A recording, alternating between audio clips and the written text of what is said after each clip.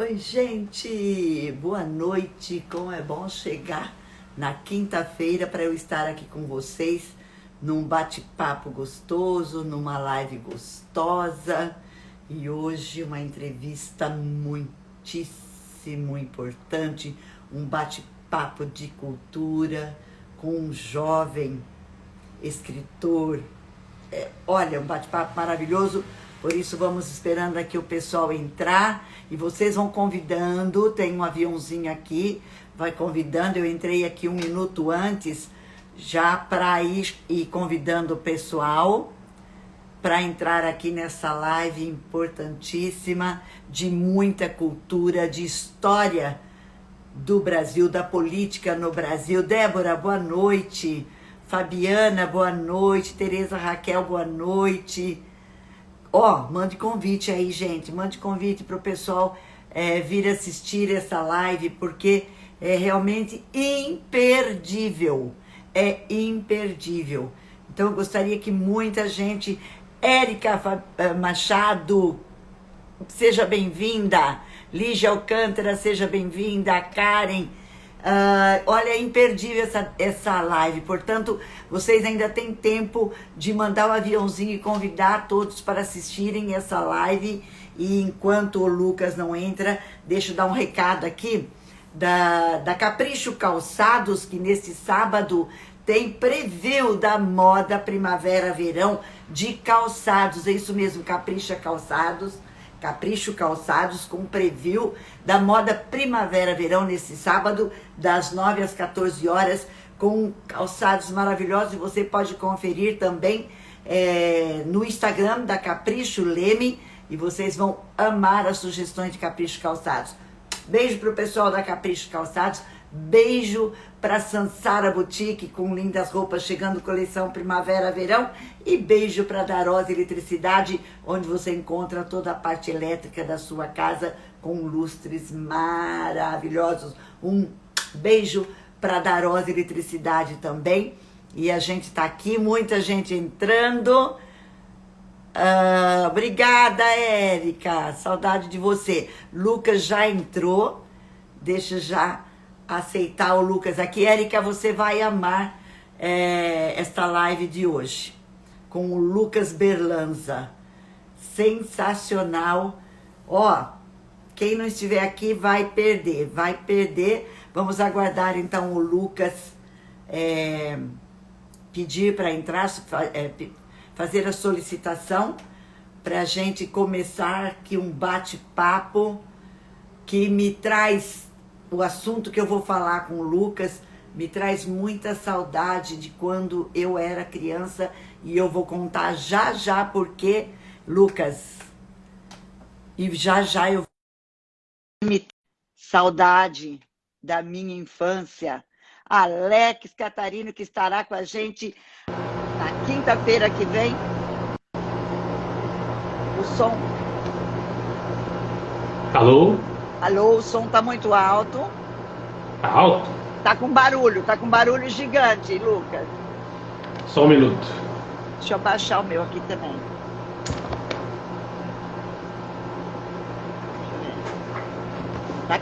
Tá com chiado.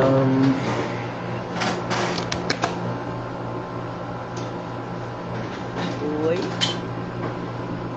Para quem tá ouvindo...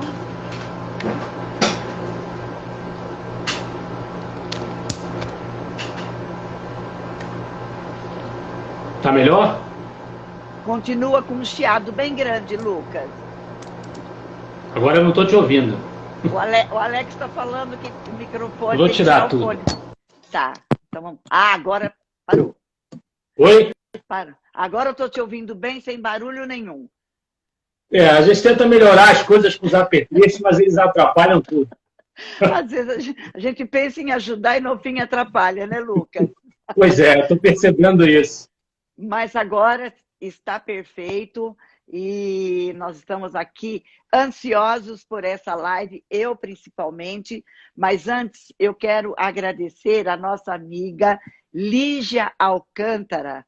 ela que está sendo assim muito importante nas lives que eu tenho feito, porque os convites estão vindo através da Lígia, essa amiga querida que conheço há tanto tempo, e até eu quero dar uma dica já no início, antes da gente começar a conversar, Lucas, porque a gente vai falar inclusive do Lacerda, e o Lacerda era tradutor, traduziu várias obras de Churchill do inglês para o português, e a gente está aqui com muita gente jovem, muitos empresários, e falar da importância do inglês, o quanto é importante, e você ainda fazer um curso que você sabe que é bom e que tem um preço muito acessível, menos de R$100 por mês, e aqui nem é uma propaganda que eu estou fazendo para a Lígia, porque eu sei que ela nem precisa disso, mas é uma dica mesmo, porque eu amo o idioma inglês, amo, e eu, aconselho a todos a fazer. E quem quiser saber mais do curso de inglês aí, é só chamar a Lígia no direct no Instagram, @Lígia_Alcântara. Lígia, beijo para você, muito obrigada. Seja bem-vindo, Lucas Berlanza, em nosso bate-papo nessa noite, que para mim, eu vou contar para você, é muito especial, porque eu vou retornar na minha infância. Tudo bem com você? Tudo bem, graças a Deus. Também estendo meu abraço à Lígia pela oportunidade que ela criou de nós nos encontrarmos. Agradeço a você e agradeço ao seu público. É um prazer falar com vocês. Então, olha, o Lucas é jornalista, diretor-presidente do Instituto Liberal e autor do livro Lacerda, a Virtude da Polêmica. E eu até quero mostrar, porque eu estou lendo e eu ganhei este livro, o Alex Catarino e também a Lígia me presentearam com esse livro e eu já estou assim amando. Chegou essa semana, eu já comecei a ler e eu já só pelo começo já super indico. Obrigada, viu? Maravilhoso livro e maravilhosa história. Mas me conte um pouquinho de você, Lucas, a sua formação e também você estar no movimento liberal. Sim, eu fico muito feliz com as suas palavras gentis, que bom que você está gostando. Sinal que a gente conseguiu cumprir o propósito com a construção desse livro, que vem tentar apresentar uma visão alternativa, uma visão mais consistente do que foi a obra, a vida e obra desse personagem tão importante da nossa história. E eu estou no movimento liberal como, atualmente, presidente da diretoria executiva do Instituto Liberal, que é um cargo que eu assumi no final de 2018. Essa trajetória começou quando eu ainda era estudante de jornalismo na querida Escola de Comunicação da UFRJ, que é um ambiente que eu provavelmente nem preciso detalhar o quanto ele é tomado pela bibliografia ou pela ideologia de esquerda. Eu costumava brincar que a Escola de Comunicação é uma igreja Foucaultiana ou uma igreja frankfurtiana. Então, era um ambiente que era hostil ao tipo de tendência que eu já demonstrava. Isso não tem tanto tempo, né? Quando eu estava ainda na faculdade, eu me formei em 2015. Em 2014, foi o centenário do Carlos Lacerda, e esse personagem já me chamava a atenção.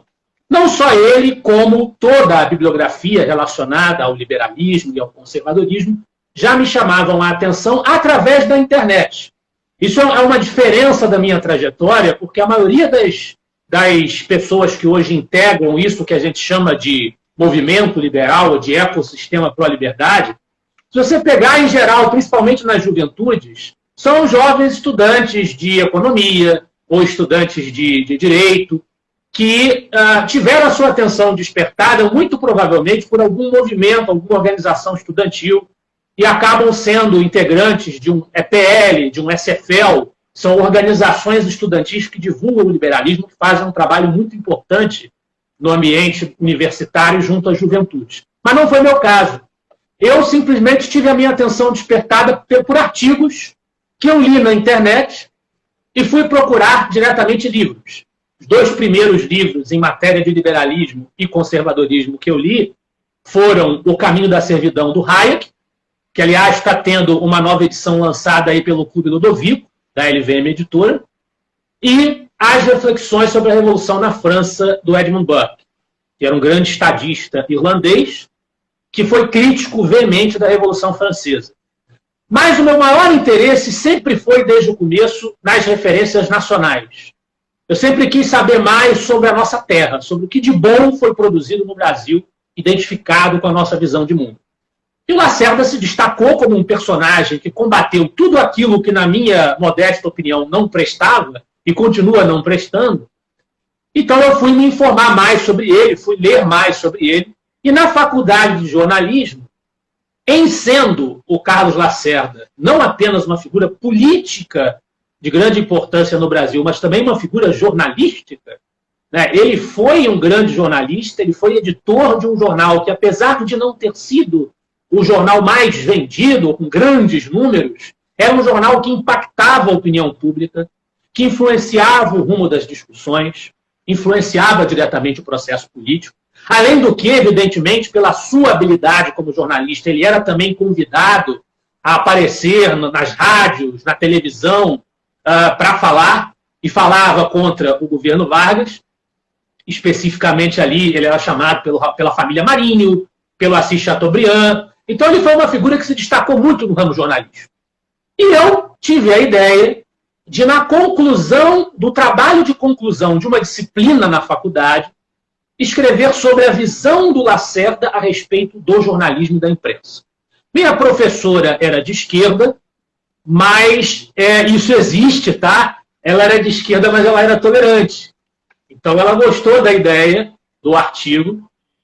Eu tive a felicidade de poder publicar esse artigo, foi muito bem avaliado na disciplina. Isso foi entre 2011 e 2012. Em 2014, como eu disse, no ano do centenário do Lacerda, haveria, na sede da UFRJ, a UFRJ sediaria ali na Praia Vermelha, no Rio de Janeiro, um congresso de história do jornalismo, de história da imprensa. Eu acho que qualquer um vai concordar comigo que a conclusão lógica que você tira é: se tem uma figura como o Lacerda, com a importância que ele teve, a Débora está mexendo com a gente ali nos comentários, falando em quadrinhos, eu já explico por que ela está fazendo essa brincadeira. Eu pensei imediatamente, puxa, um personagem com a importância que ele tem, sem dúvida vão querer falar sobre isso num congresso de história da imprensa na UFRJ, uma das principais universidades do Brasil. Não quiseram, né? Não aceitaram. Eu recebi a sugestão dessa professora de inscrever esse artigo no Congresso de História da Imprensa, inscrevi, ingenuamente acreditando que o texto seria aceito, por conta da importância do tema a ser tratado, da pertinência do tema, o texto não foi aceito. Depois eu fui ver, por isso que a Débora está fazendo essa brincadeira, por que você não escreveu o artigo em forma de quadrinho, né? Eu fui ver que tinha artigo publicado no Congresso sobre super-heróis de revista em quadrinhos americana, né? O Super-Homem estava lá, o Homem-Aranha estava lá, mas o Carlos Lacerda não podia estar. Né? Eu não tenho nada contra super-heróis em revista em quadrinhos, inclusive leio, já li muito gibi, mas não há como comparar uma coisa com a outra e, evidentemente, o Lacerda deveria estar lá. Fui consultar opiniões de segundos e terceiros para ver se havia alguma impropriedade técnica e estrutural no texto.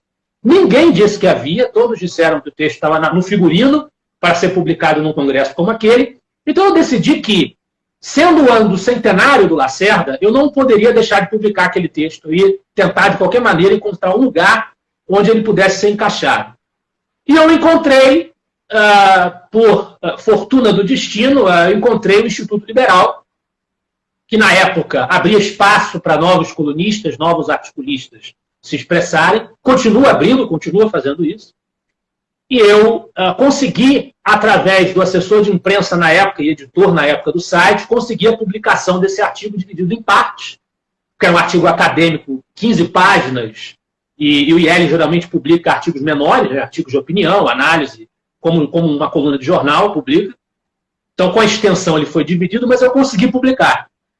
A partir disso, depois que todas as partes desse texto foram publicadas, eu insisti em publicar textos no IEL, virei um colunista regular.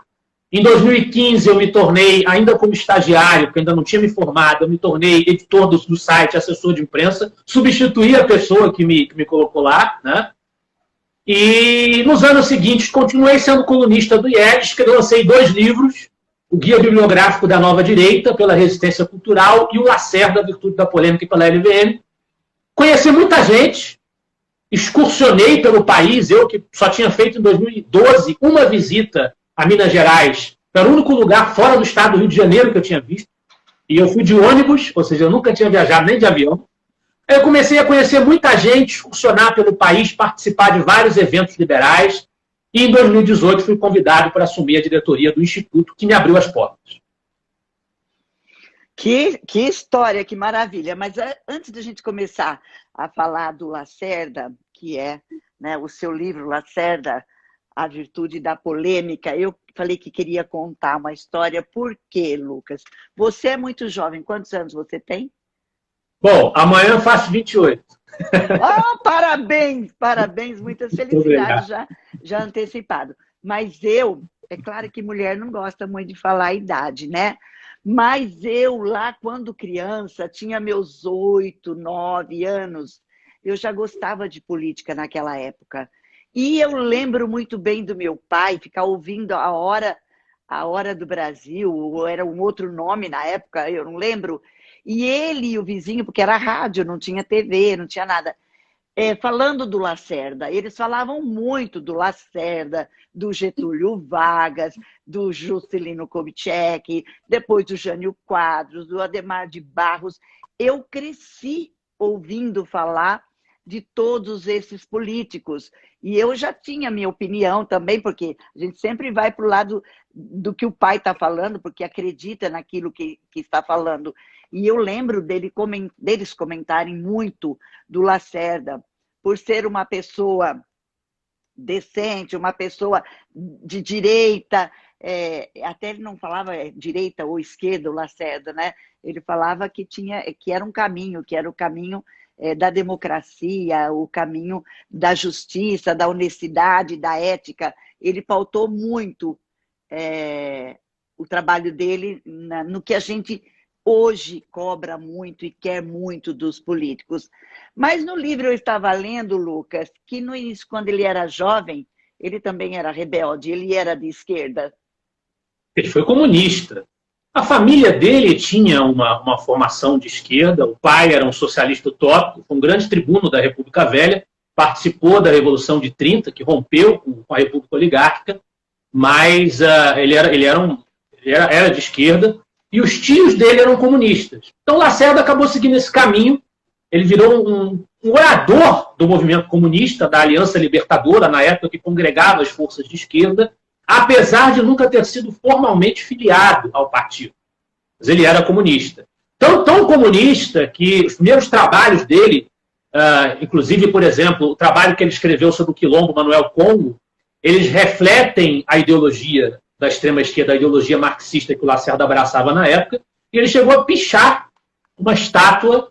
A gente vê hoje essas polêmicas sobre pichação de estátua, né? Esses vandalismos horríveis, todo mundo querendo sujar as estátuas de grandes nomes do passado, dos navegadores, como uma espécie de protesto contra a civilização ocidental. A gente viu isso recentemente nos noticiários. Lacerda já fez isso quando ele era jovem. Ele pichou uma estátua de Pedro Álvares Cabral. Aí pichou lá, abaixo o imperialismo. Ele já fez isso, era esse o nível.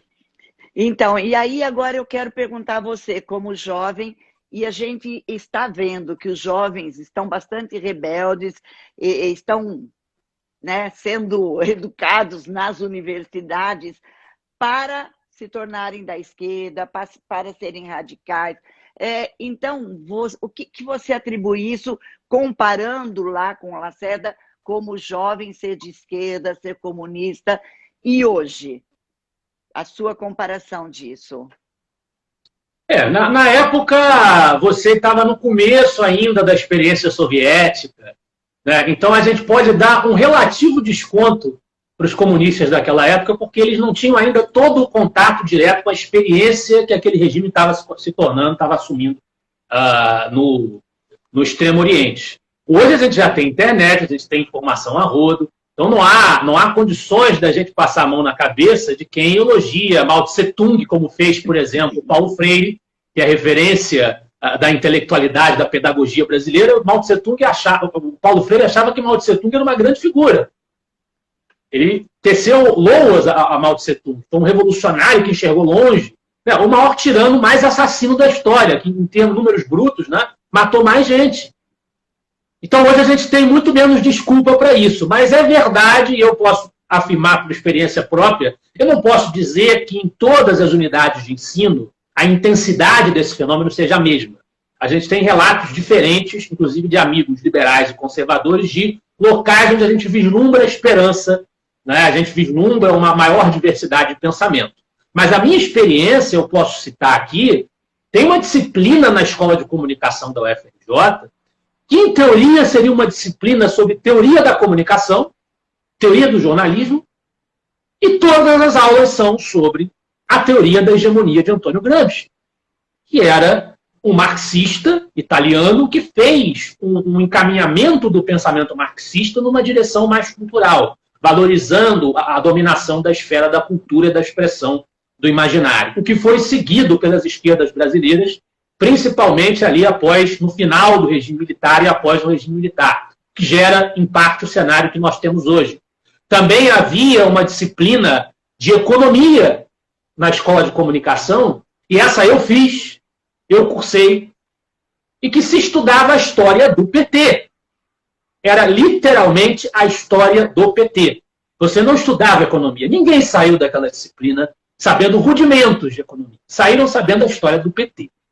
Então a esquerda soube muito, com muita competência, se apropriar desse ambiente, ocupar espaços e produzir esse efeito que é dessa fonte que saem os nossos jornalistas, é dessa fonte que saem os nossos professores, não só do ensino universitário, mas também do ensino básico.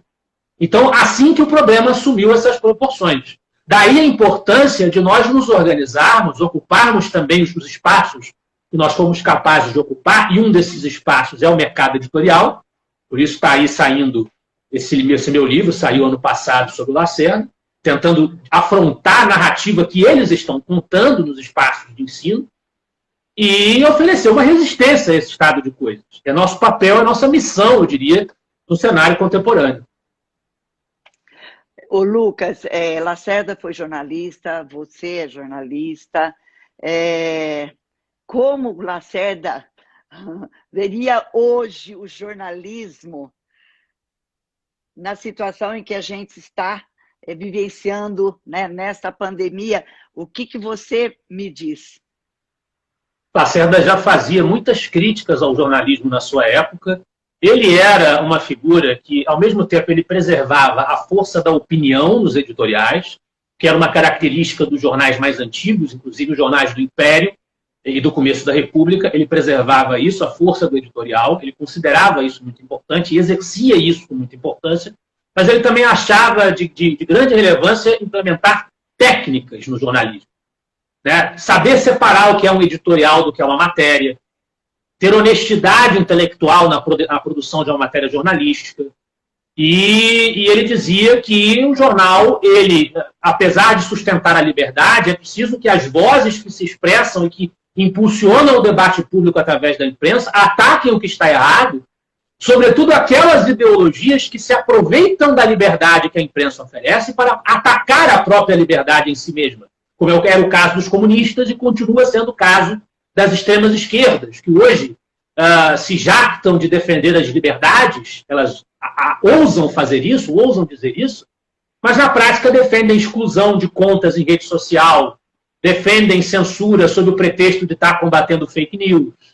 Então, Lacerda estaria dizendo as mesmas coisas hoje, estaria incomodado com as mesmas coisas hoje, e eu acho que ele faria uma tremenda diferença, porque não vejo, nem no campo político, nem no campo jornalístico, não há um Lacerda hoje. A gente tem figuras que podem se assemelhar do ponto de vista do estilo, mas exatamente o mesmo nível de profundidade, de domínio conceitual, de capacidade retórica que o Lacerda tinha, não existe hoje. Então, acho que ele faria uma tremenda diferença, mas não faria muita diferença o alvo que ele estaria atacando, o conteúdo das críticas que ele faria. Na prática, os problemas, em boa medida, permanecem os mesmos. Que pena que ele não está, né? Mas que a gente possa estudar, ler o seu livro, estudar muito e, de repente, né, copiar aí as coisas boas e aquilo que ele ensinava. Mas vamos falar um pouquinho do movimento chamado Nova Direita, Lucas. Tem relação com os desmandos do PT e a indignação da população? Então, eu acredito que a pergunta é feita por causa do meu primeiro livro, né, o Guia Bibliográfico da Nova Direita, que na época em que foi lançado, gerou uma polêmica. O pessoal queria discutir o que significava essa expressão Nova Direita e muitas interpretações afobadas foram feitas. Eu simplesmente, ao usar essa expressão, que fique claro, não a inventei, eu já via essa expressão ser empregada por várias vozes. Eu vou citar aqui um exemplo que, inclusive, defendeu o título do livro, que é o atual deputado, que foi jornalista, exerceu o jornalismo, o Paulo Eduardo Martins. Ele interpretou corretamente o que eu quis dizer com essa expressão, que, repito, não é minha. Eu adotei uma expressão que estava sendo empregada no meio. É um marco temporal. Dizer que há uma nova direita significa apenas dizer o seguinte, que determinado conjunto de ideias, essencialmente as ideias do liberalismo clássico e do conservadorismo político, que sob outras conformações, até com variações de referência bibliográfica, mas em essência já existiam no Brasil, nós já tínhamos figuras representando, defendendo ideias que estão nessa constelação de princípios. O Lacerda é uma delas, é uma dessas figuras, e meu segundo livro ele mostra isso com clareza, eu espero que mostre. Mas essas ideias ficaram por muito tempo no ostracismo. Principalmente porque não interessavam, não vislumbraram os artífices do regime militar a importância de atuar na esfera cultural. Então, logo eles, em consequência do desgaste do regime, da hiperinflação, de todos os problemas que se estavam enfrentando, então logo eles abdicaram, eles deixaram o poder, as lideranças que retornaram do exílio, a gente pode personificá-las na figura de Leonel Brizola, por exemplo, que foi governador do Rio de Janeiro, eram lideranças de esquerda. Essas lideranças de esquerda encontraram um ambiente cultural permeado nas próprias universidades, como nós vimos, dessa mesma linha ideológica, dessas mesmas cores ideológicas da esquerda, e a isso apenas se associavam lideranças políticas fisiológicas, e não tinham efetivamente convicções liberais ou conservadoras. Era o famoso centrão, que a gente até hoje usa essa expressão. E a direita mesmo, isso que a gente chama de liberalismo e conservadorismo, com consistência teórico-prática, isso não existia.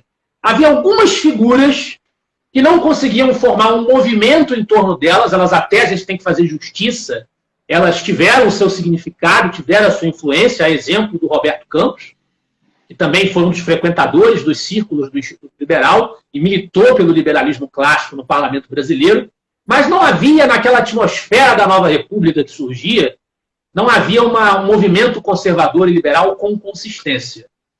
Depois que o PT entrou em decadência, e para constatar o que eu acabei de dizer, basta a gente ver os índices de popularidade do Lula, como é que era tratada pela imprensa a hegemonia do PT no começo do governo Lula, aqueles artistas todos entoando cânticos em honra ao Lula, né? Então, essa hegemonia era tão grande, não havia espaço para uma direita organizada, para uma direita mais consistente se expressar e ter a mesma relevância no debate público que a esquerda tinha. A esquerda era praticamente hegemônica.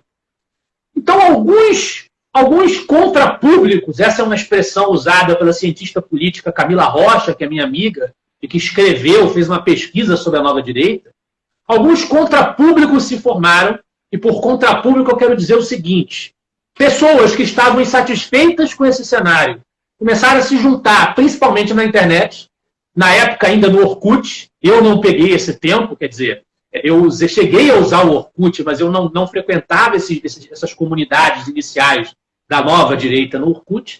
Começaram a se juntar no Orkut para trocar ideias e tentar pensar em alternativas.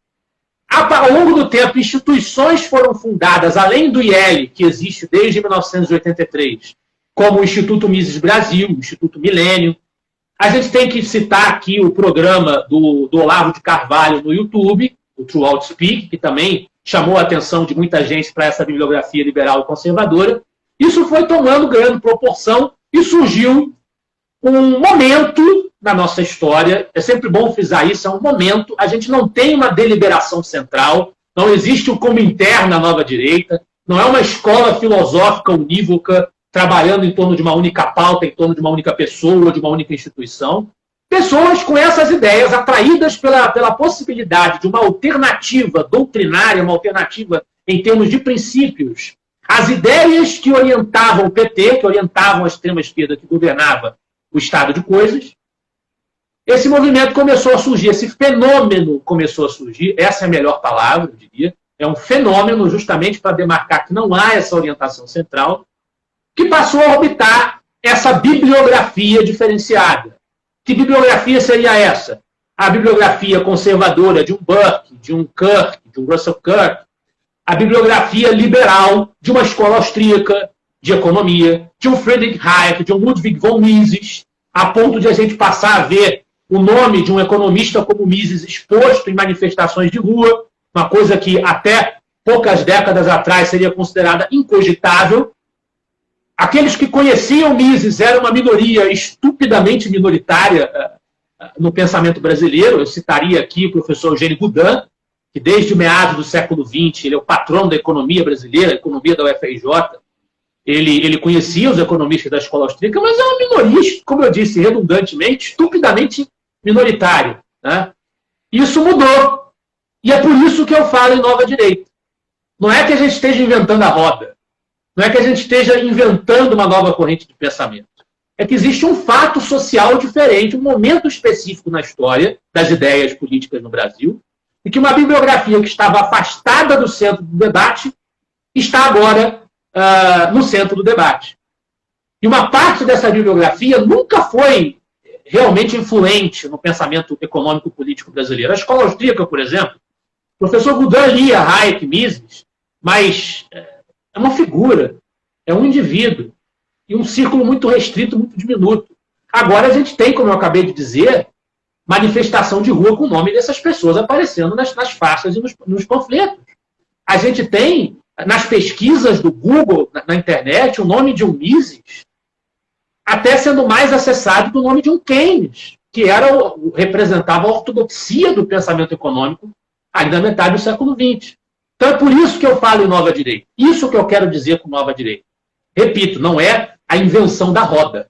É apenas uma nova conformação, um fenômeno social que resgata e traz sobre uma nova conformação as mesmas ideias que os liberais e conservadores sempre sustentaram.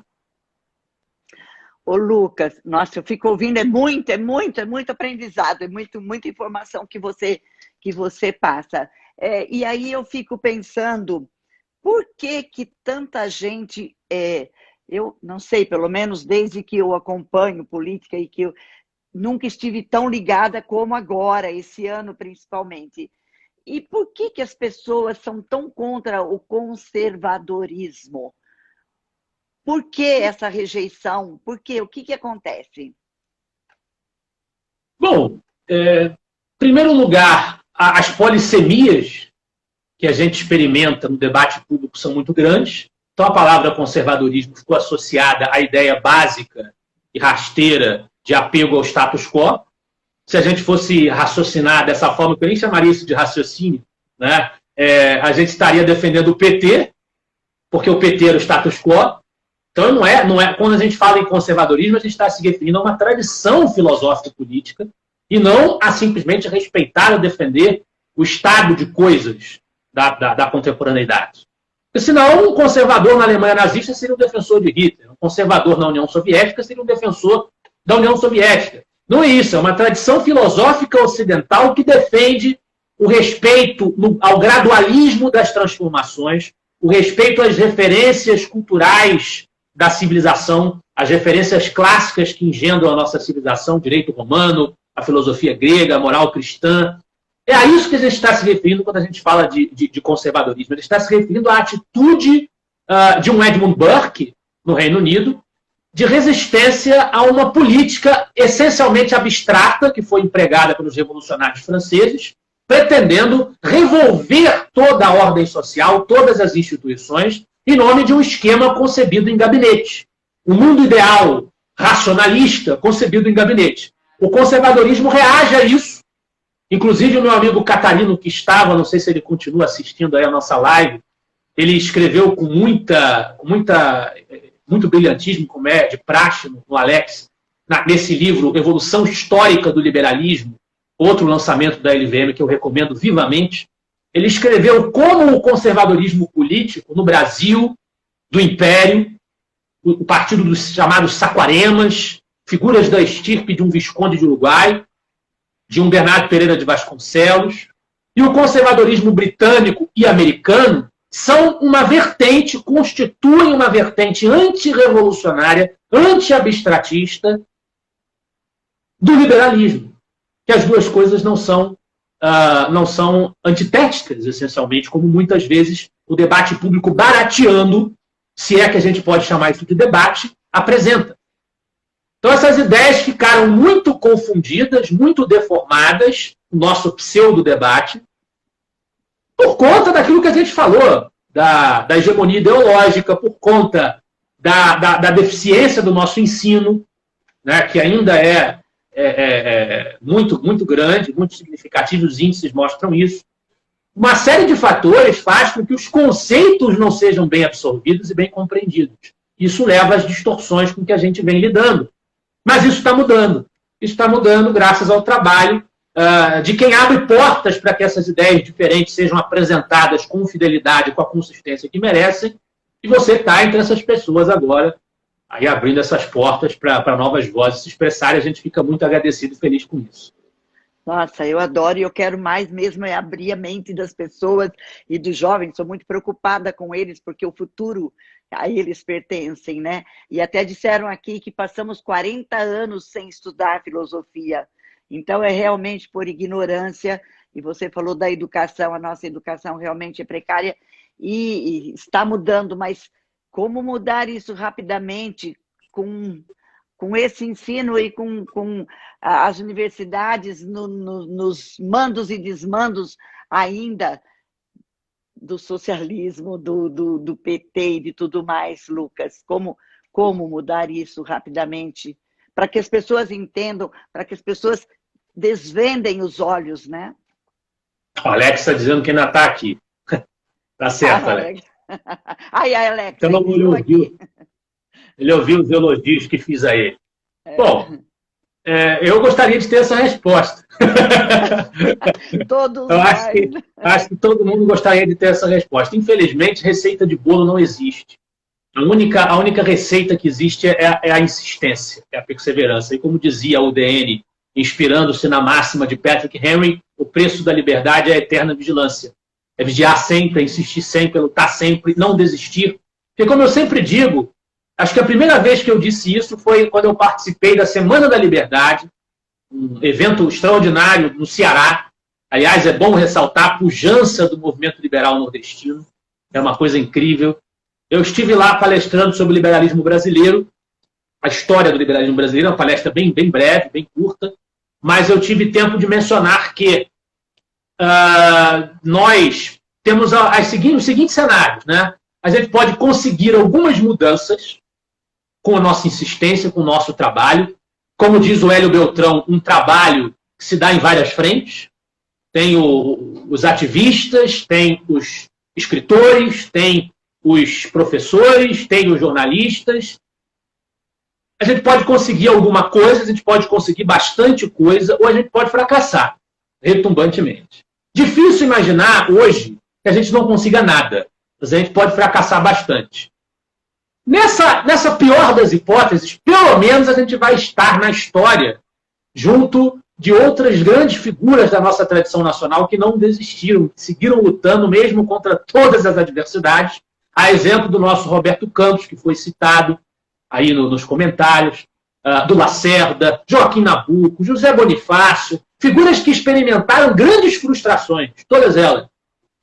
Mas estão na história aí sendo enaltecidas pela coragem, pela fidelidade que tiveram a bons princípios. Então, no mínimo, a gente se junta a quem fez o certo e faz a nossa vida valer a pena, né? A nossa atuação pública valer a pena.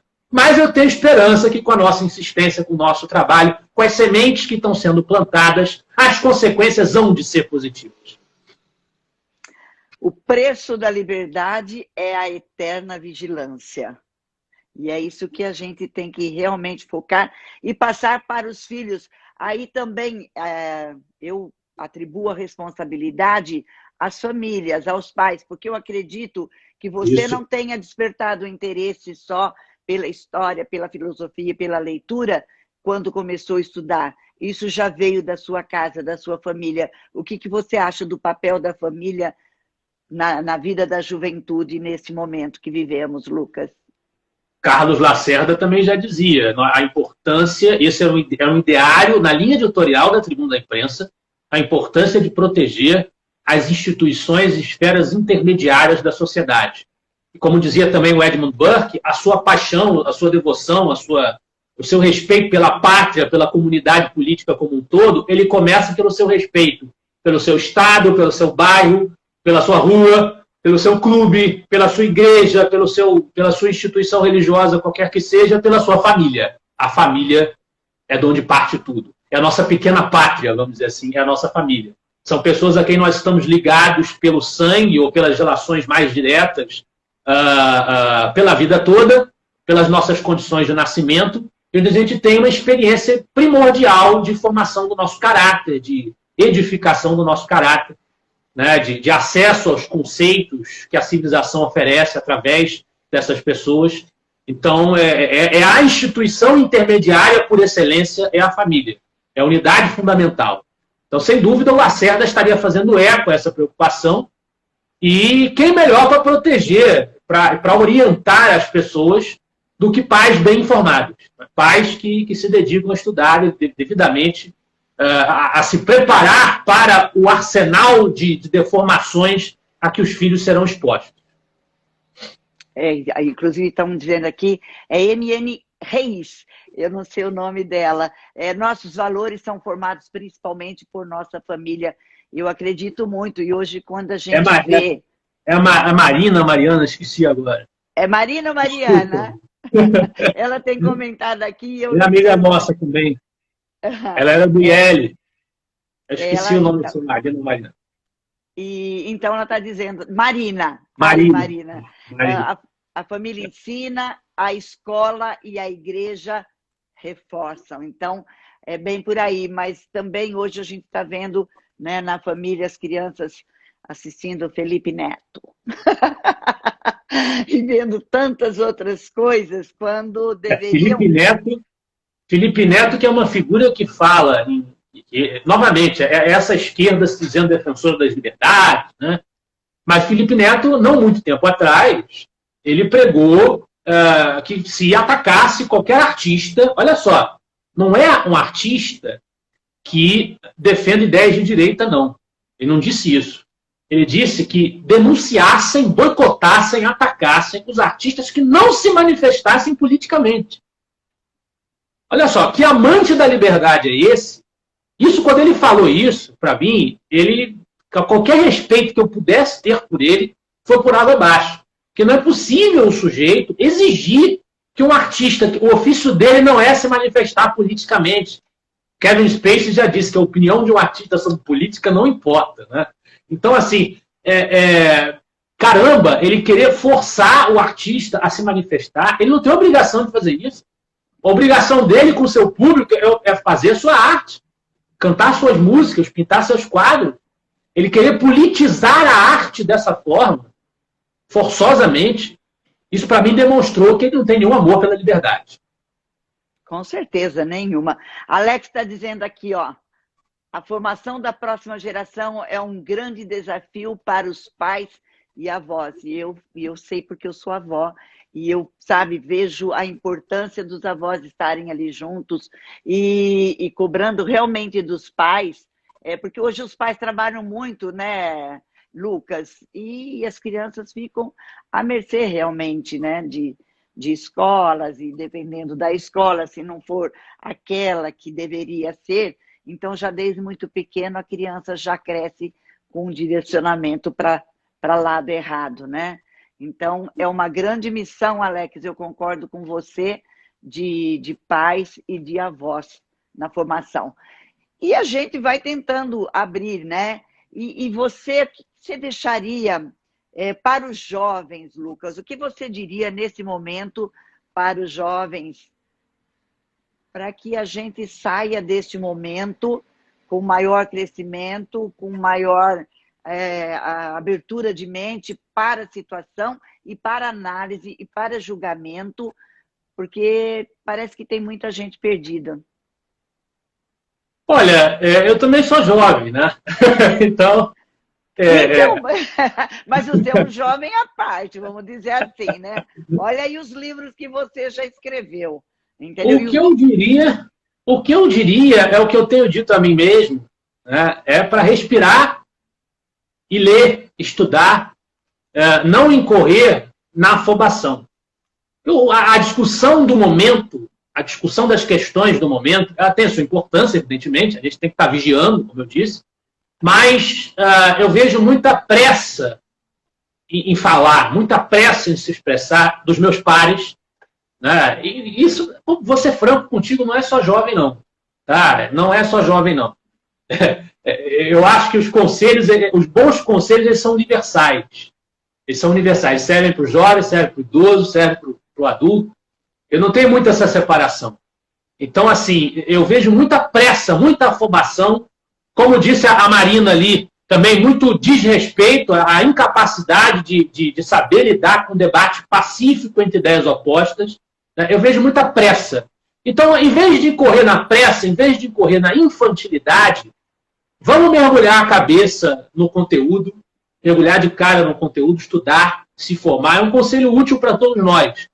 Eu acho que... E porque a gente tem muita responsabilidade, cada um de nós tem responsabilidade por aquilo que diz, por aquilo que difunde, por aquilo que proclama.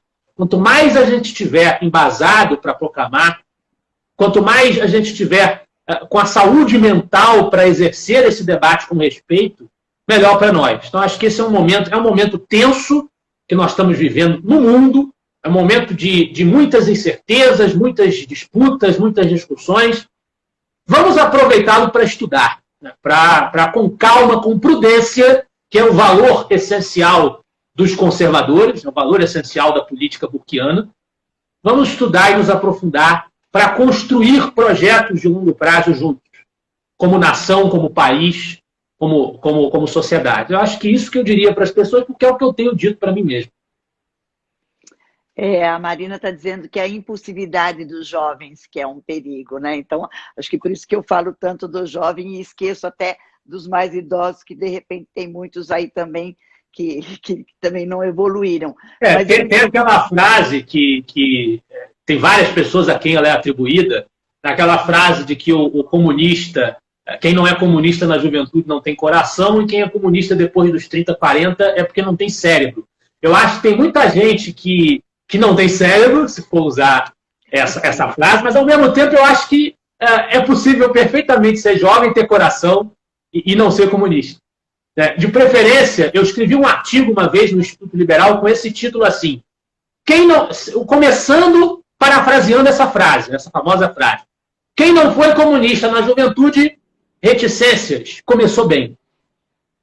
Começou bem, não precisa ser comunista na juventude. Eu não fui comunista na juventude, não sou comunista na juventude, e não é preciso ser para você ser uma pessoa decente. Não seja. E aprenda com o Lacerda que você pode se transformar. Se você está seguindo ideias equivocadas, valores equivocados, há tempo para você se transformar. Seja você um jovem, seja você um marmanjo. Alex, caso essa frase fosse verdade, não teria coração. Eu também não tenho. Agora, e falando de estudo e ainda das escolas, eu, quando comecei no colégio, tinha a matéria OSPB, né, Organização Social Política Brasileira. Hoje não tem mais. Não deveria voltar para a escola essa matéria de formação, contando a história? Quantas pessoas conhecem a vida de Lacerda? Deveriam conhecer, porque ele foi um exemplo, né? Então, as pessoas teriam mais conhecimento do que foi para comparar ter um poder de analisar. Você acha que deveria voltar essa matéria para as escolas bem cedo? Eu não diria a moral e cívica. A vida do Lacerda e das grandes figuras nacionais do Brasil, ela pode ser exposta, deveria ser exposta com honestidade nas aulas de história. A gente tem uma disciplina de história que muitas vezes, eu tive professores de história de muito respeito, eu respeito muito esses professores, apesar de saber que eles pessoalmente eram figuras de esquerda, mas eu tive professores de história que souberam passar os conceitos sem doutrinar. Agora, tive outros que eram doutrinários confessos, doutrinários assumidos. Ó, a Marina está falando, como é que é? A OSPB, né? OSPB. Eu esqueci, moral. Como é que fala? É Organização Social Política Brasileira, é isso, não é? Isso. Tirou o espaço da filosofia. É a crítica que o professor Ricardo Vélez Rodrigues, o professor Antônio Paim fazem ao enfraquecimento das humanidades no ensino. É essa mesma crítica que ela está fazendo ali, ela como boa afiliada a essa escola liberal brasileira, essa mesma crítica que ela está fazendo ali, e eu concordo, o caminho não é esse, o caminho é a gente enriquecer, aprofundar as humanidades, e eu acho que o Lacerda poderia ser perfeitamente exposto com justiça numa aula de história. Com justiça, não é necessário você tomar partido, você enaltecê-lo para você expor o que ele fez. Expor o que fez o Joaquim Nabuco, expor o que fez o José Bonifácio, que são figuras da construção do Estado Nacional. José Bonifácio como projetista do Brasil, como uma unidade política, monárquica, na época, e Joaquim Nabuco como um construtor da nacionalidade brasileira, como uma nacionalidade que enfeixa todas as etnias, fazendo com que os escravos, na época, os negros, façam parte da nacionalidade brasileira, da cidadania brasileira. É tão simples você expor com justiça esses personagens. Por que eles são tão menosprezados em prol de uma história excessivamente economicista, eu diria? Faz-se muito economicismo, modo de produção, que é uma coisa marxista, em essência. E se esquece de falar das grandes figuras, das contribuições humanas. E eu considero importante a personalidade humana na história. Então, eu acho que isso precisaria ser modificado, o ensino filosófico e o humanista precisaria ser modificado no ensino. Não precisa de outra disciplina. Né? Basta qualificar o que existe. Trazer material bibliográfico diferente, como estão fazendo lá em Minas Gerais, trouxeram literatura liberal para o âmbito do ensino. Isso precisa ser feito. É incentivar a pensar exatamente, como a Marina repetiu ali também. Uhum. É isso. Enriquecer a capacidade de raciocínio é papel da filosofia. Então, é como você disse, é melhorar aquilo que já temos e fazer com que as pessoas pensem, com que a juventude pense. Mais do que a filosofia, eu diria, as pessoas têm que aprender a ler. Infelizmente, a gente tem uma realidade que o pessoal tem que aprender a ler. Esse que é o problema. Tem que aprender a ler. Como é que você vai falar em moral e cívica, você vai falar em Lacerda, se a pessoa não sabe nem ler direito? Ela não consegue juntar lé com cré numa frase. Então, o problema é o buraco é mais embaixo. Isso que eu ia falar, o buraco é mais embaixo. Como vai fazer ensinar a ler? Porque hoje, realmente... E por falar em ensinar a ler, com essas redes sociais, com o advento da internet e essa conversa muito abreviada, muito rápida, inclusive os estudos, as pessoas buscam muito online... O que você acha que foi benéfico, que não foi, até que ponto ou até que ponto também bitola a pessoa de não ler, de não pegar o livro e ler, e ver pontos e vírgulas e tudo mais, Lucas? Nada é tão simples. Há os dois lados. Sem dúvida, existem aqueles que se viciam na internet como a única fonte a única coisa que eles leem, ou se leem mal, mas ao mesmo tempo, como eu acabei de dizer nessa entrevista, a nova direita só foi possível graças a isso, graças à internet, graças ao que ela oferece, às indicações bibliográficas que ela oferece, aos formadores de opinião que se expressam nos meios virtuais e que indicam essa literatura, que divulgam essa literatura. Então, tudo tem dois lados. Cabe a nós desenvolver a nossa harmonia interna, a nossa disciplina interna, é saber lidar com as coisas com responsabilidade. Aproveitar o que elas têm de bom e evitar os excessos perniciosos. Não tem outro caminho. Condenar a internet é, na minha opinião, completamente errado. A gente tem muito que agradecer pela internet existir. Ela oferece muito conteúdo, acesso rápido a muito conteúdo bom, consistente, que a gente não teria acesso com facilidade antes, em outras circunstâncias. Então, tudo, como eu disse, tudo tem dois lados, é saber aproveitar, é saber usar. Aí vai de cada um, da consciência de cada um. Deixa eu ler aqui que eu achei bacana o que a Marina falou. A filosofia ensina a ler e a interpretar. Precisa saber ensinar a pensar. Autonomia de pensamento. Perfeito. Perfeito, né? É isso aí, autonomia de pensamento. E como você está dizendo, com a internet nós temos os dois lados. É saber aproveitar. Lucas, nós estamos aí quase chegando no final da nossa live. Eu queria que você desse as suas considerações finais, que você deixasse o seu recado para todas as pessoas que estão aqui e que a gente pudesse ler não só esse livro. Gostaria que você falasse dos outros livros seus também, para a gente indicar e que as pessoas possam ter a sua literatura em casa, não só lá para enfeitar a estante, mas para devorar mesmo. Bom, da minha lavra existe, eu tenho contribuições em alguns livros, capítulos de livros, a coleção Breves Lições da LVM Editora, eu contribuí no volume sobre Hayek, no volume sobre Hope, e agora eu vou contribuir no volume sobre Rothbard. Eu contribuí com o prefácio do livro do Ricardo Sondermann sobre Churchill, que é um texto que eu escrevi sobre a civilização ocidental no pensamento de Churchill. Eu tenho também um capítulo no livro sobre Roberto Campos, Lanterna na Proa, Roberto Campos, anos 100, para citar alguns exemplos aqui de contribuições em capítulos e ensaios, mas da minha lavra são 2 livros. O Guia Bibliográfico da Nova Direita foi lançado em 2017 pela Resistência Cultural Editora, está para sair em breve, né? Aí vai depender dos nossos trabalhos editoriais aí, está para sair uma expansão desse livro. Em vez de 39 resenhas, serão 50.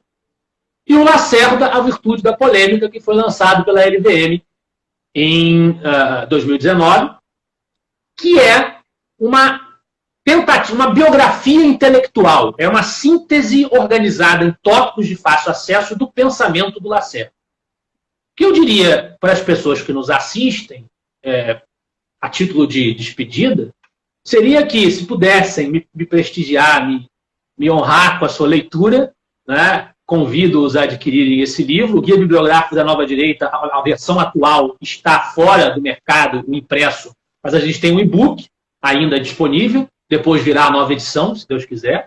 E o Lacerda está disponível aí em todos os formatos, inclusive em áudio. Eu agradeço o audiobook, o e-book, né, que é a empresa que permite que a gente grave os livros em áudio.